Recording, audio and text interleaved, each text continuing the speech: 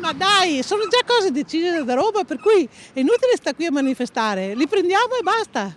Hub per accogliere i migranti all'ex caserma Zanusso di Oderzo. C'è ormai rassegnazione tra i residenti della frazione di Magera.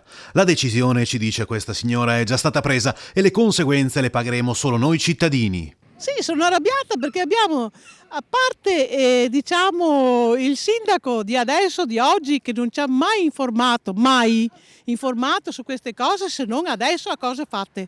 Per cui poteva almeno fare una riunione con questa località che si chiama Magera, dire ragazzi ci sono queste probabilità. La caserma è chiusa da ormai 20 anni.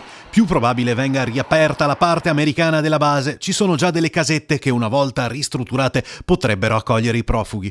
L'abitazione del signor Luigi confina proprio con il muro di cinta dell'ex Zanusso. E questo ammassamento molto cospicuo, a quanto sembra adesso per le notizie che corrono, è ovvio che si parla di un ghetto in sostanza, che anche loro nella incompatibilità fra etnie, fra lingue, fra via discorrendo, penso che anche per noi stessi c'è un po' un problema. Sabato sindaco e capigruppo in consiglio comunale sono stati convocati dal prefetto di Treviso.